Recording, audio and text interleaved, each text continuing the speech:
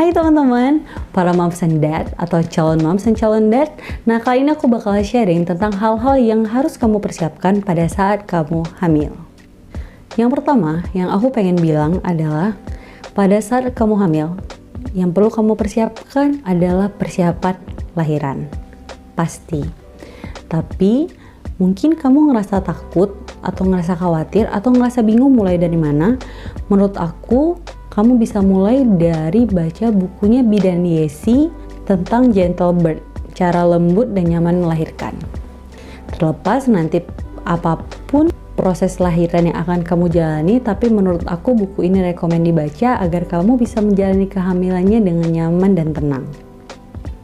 Yang kedua, yang aku pengen bilang ke kamu yang sedang hamil saat ini, terutama kehamilan anak pertama, kemungkinan kamu belum punya pengalaman kan tentang mengurus bayi dan sebagainya. Nah, yang aku pengen bilang adalah persiapkan diri, karena kalau kamu membayangkan ketika kamu melahirkan nanti dan setelah kamu melahirkan kamu akan santai-santai, kemungkinan itu malah akan jadi fase terberat dalam hidup kamu yang mungkin kamu pernah jalani. Mengurus bayi tidak segampang yang mungkin kamu bayangkan. Dulu aku kebayang ngurus bayi itu gampang karena kan dia belum banyak gerak. Jadi aku bisa aktivitas lain-lain dan bisa ngurus dia dengan nyaman, tenang, happy dan sebagainya. Tapi ternyata nyatanya pada saat kita melahirkan dengan proses melahirkan yang normal ataupun sesar, semuanya dua-duanya berat. Recovery-nya berat, tapi di situ kita memang harus kemungkinan akan begadang, menyusui mungkin 2 atau 3 jam sekali, dan itu benar-benar menguras energi dan emosi. Jadi menurut aku mungkin kamu harus mulai mempersiapkan diri untuk hal-hal tersebut. Yang ketiga, yang mungkin kamu persiapkan bisa jadi adalah barang-barang yang akan membuat kamu lebih nyaman pada saat kamu hamil. Nah, contohnya seperti bantal hamil. Nah, di pengalamanku, bantal hamil ini benar-benar membantu aku untuk lebih rileks saat tidur. Pada saat kita hamil, kita sudah tidak dianjurkan terlentang, apalagi kalau usianya itu di atas 4 bulanan. Seingat aku, teman-teman bisa komen di bawah kalau aku salah ya. Nah, bantal hamil ini membantu untuk membuat posisi tidur kita lebih nyaman. Jadi nyampingnya tuh nyaman karena ada ketahan. Jadi ada yang nahan bagian depan badan kita dan bagian belakang badan kita, dan itu nyaman banget untuk ngebantu ngurangin back pain pada saat kamu hamil. Lalu barang lain yang mungkin kamu butuhkan adalah gimbal. Gimbal ini benar-benar berguna banget pada saat kamu yoga, dan mungkin jika kamu ingin melakukan perenggangan pada saat kamu sudah mulai hamil besar. Dan gimbal ini juga akan membantu kamu untuk lebih nyaman menjalani proses hamil besar itu tadi.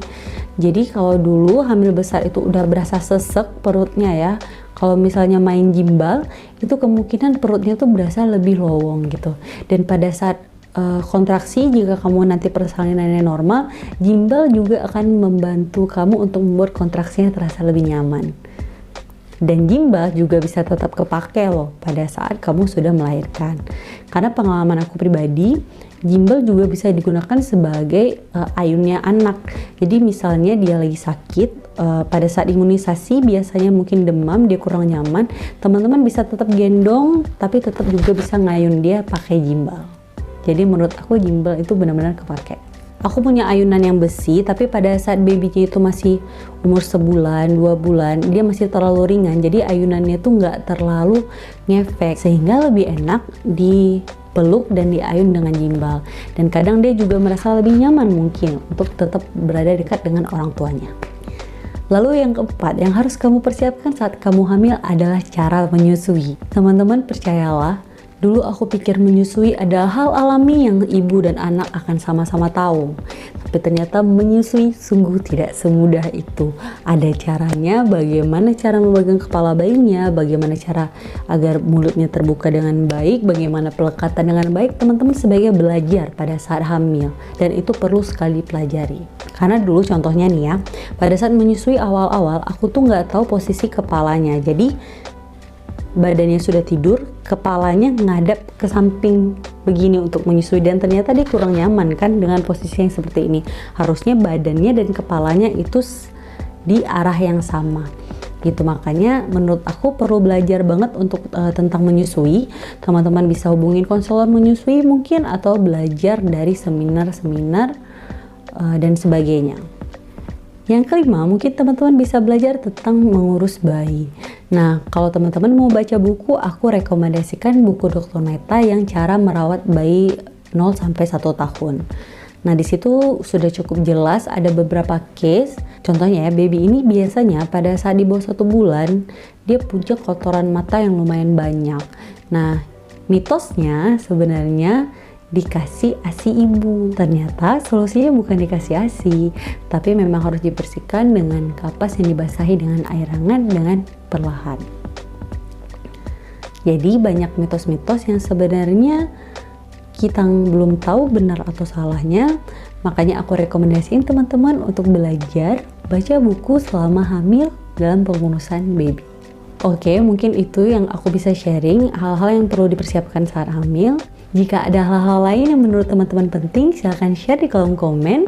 Dan kalau teman-teman suka videonya, silahkan di like dan di share jika menurut teman-teman bermanfaat. Terima kasih.